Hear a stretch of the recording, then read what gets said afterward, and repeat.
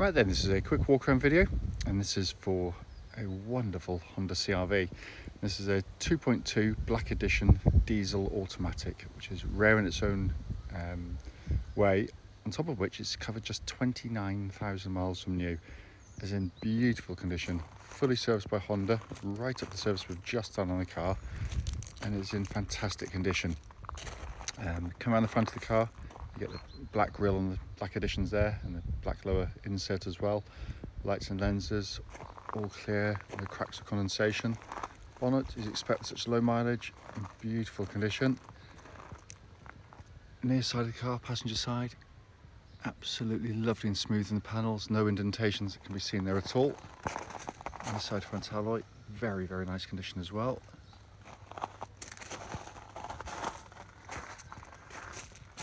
Near side rear alloy, again, very, very good. Always maintained. The Black Edition cars, their best angles for me is the rear three quarters, especially with the side steps fitted. It just gives the car real presence and substance without being tacky in any way. Around the back, again, very, very clean. Around to the offside, sorry, the wind's just picking up, so I hope you can hear me. Again, lovely and smooth in the panels. You can't see any car park dinks at all. Side rear alloy, again, fantastic condition. And the car's just been washed, it's not even been polished. It's got such a lovely natural gleam you tend to get with the low mileage cars, of course. But then there's a front alloy, again, fantastic condition. But it really is a wonderful example. Coming to the back of the car now, huge boot on the car, and it's been kept absolutely beautifully back here. Let's come into the back of the car now. The video, for some bizarre reason, makes the seat centres look a bit purpley or pink. They're not, they are black. I have no idea why the videos do it, but there we go. But it's been kept absolutely beautifully back here, and again, rare for CR-Vs because they are normally heavily used in the back. Coming to the front and the passenger side, lovely and clean and tidy. Passenger seat, again, in fantastic condition. Again, black, not purple. Finally, on the driver's side, again, lovely and clean. Driver's seat, I know it's low mileage, but it's 9 years old or so, and it's in super condition there. So inside the car now, as always, the engine's running, so the dashboard can be seen illuminated, which is a wonderful dashboard and kept absolutely as new in here. Sat nav working perfectly there, as you can see. Up above that, you've got your little information pod. Put the car to reverse. You get your rear parking camera there as well, which complements the front and rear parking cameras, but has been kept extraordinarily well. And then come up to the main dashboard binnacle for you.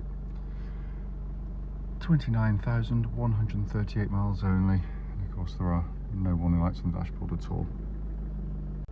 Finally, just to show you, owner's manual pack and lock and wheel nut key, all here and present with the car.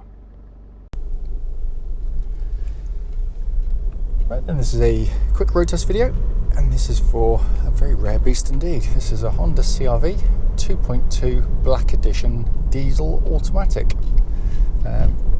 Rare as hen's teeth, in all honesty. Mileage at the start of the video is 29,129 miles only, and it's registered LR14FDD. The reason for the videos, and actually especially this road test section, is to ensure that if anyone's online looking at any of our cars, they get to see the car advertised, actually in operation. The reason we feel it's important is simply because, like loads of people, we've been to see cars which have looked absolutely fine in photographs, but only to get there and find out there's an obvious fault that shows up when you drive the car. So hence that's why we do it.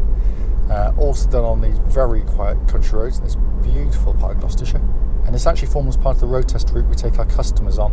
And the hope is that it'll be representative of what you'd feel yourself should you be offered a test drive in the car. So coming to the car, a wonderfully maintained vehicle, all the servicing done by Honda right up the service we've just done on the car. I think from memory it's 9 services across an incredibly low mileage, so as you'd expect, the car is going to drive nicely and it doesn't disappoint in any way. Engine starts instantly and settles to a smooth, even idle. There are no warning lights on the dashboard at all. relating to the engine or any other part of the car, and temperature gauge running at a third, which is exactly where it's meant to be on a Honda vehicle. The engine is a brilliant unit. It's smooth and quiet in operation. It's got all the hallmarks of any Honda engine in the sense that it's very long lasting and reliable. Timing chain rather than a timing belt, so it doesn't need changing. But it's just such a lovely unit to use day in, day out, and works brilliantly with the automatic gearbox. And that isn't always the case, by the way. Diesel autos, sometimes they can be a horrible match, but this is a match made in heaven. It's really lovely. Probably because the engine is so naturally gutsy and flexible. Because the problem with lots of these modern diesels, which have got high horsepower from relatively low capacities, is they require a big turbo to do that. So you get generally quite a lot of turbo lag and very short, narrow power band in terms of the power you get. And that means that the gearboxes can get indecisive. They don't know when to go up, go down the gears, all that kind of stuff. This is the opposite. The engine has a really broad spread of power from just above tick over all the way through to its red line, and all accessible. The gearbox knows this, so you tend to get far less of kind of hunting in the gearboxes and indecisiveness, as I said, and it works brilliantly well together. The gearbox is slick shifting, as you'd expect of any Honda box. It's very nicely done in terms of kind of choosing the ratios to match the engine, or to get the most out of it in terms of kind of economy and performance, and it's done a wonderful job. And they are very tough and reliable. The reason being is that gearbox actually originates from their flagship Legend car, because Honda didn't have an auto gearbox for the diesel at the time when they made it. So rather than go to the expense of designing a completely new unit, they utilised a known strong, reliable gearbox in their range, which was designed for over 300 horsepower. So it's absolute engineering overkill, but it's done a wonderful job. Notwithstanding reputation, you should do all the normal checks, just make sure that the gear changes are smooth on the road, as they are, but also that, and especially when you're stationary, when you select drive or reverse, you shouldn't get any great clunks or thunks, as it engages, and in every respect the gearbox is perfect there. Coming to the steering and chassis of the car, Honda CR-V has been the best-selling SUV in the world for a long time, and it's very easy to see why when you get in the car, because it does everything brilliantly well. It's reliable, it's spacious, all the things that you want from a car, but more importantly, sort of in some ways, is how it drives. The steering is really nicely weighted. It's very confidence-inspiring. You know, it's light but hefty in the same way, if you kind of know what I mean. There's no nervousness to it.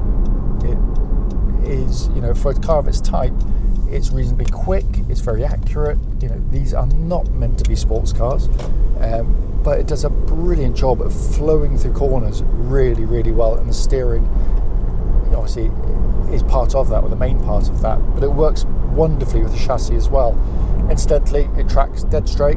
There's no vibrations at this speed or any speed up to the legal limit.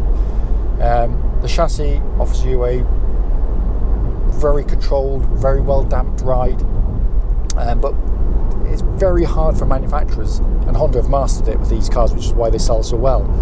In terms of the suspension settings, if you get in some of their competitors, they can initially seem very comfortable, almost more comfortable if you're going in a straight line, because they'll be pillowy and soft. As soon as you show them a corner, you get, I call it sort of kind of almost like a double motion. It turns in and then lurches slightly, especially sort of tighter slow speed stuff, high speed. This has got brilliant body control at all speeds. It's a master at it, and it's particularly important, not necessarily for the driver, because you're seeing what's coming, you know what you're going to do in the next bend, but for passengers who might not be concentrating, you don't get that horrible seesaw action with the suspension. It's brilliantly done. Incidentally, no rattles, clonks, thunks, anything from underneath the car, so all in very fine order. Brakes equally really powerful on the car, great brake pedal on the vehicle, no pulsing, no vibrations, so all in very fine order. And then you come inside. At this point it hasn't been cleaned, although it hardly needs it. It's so clean in here. What a video can never impart is build quality, because they are beautifully put together cars. Honda designed them to take on the task of having to cope with family use, and that's why they choose certain materials which are resistant to constant bashing and spillages, that kind of stuff. Because I always think, don't confuse build quality with squidgy plastics and funky sounding doors. That isn't. It's not very nice, but it means nothing in the long term.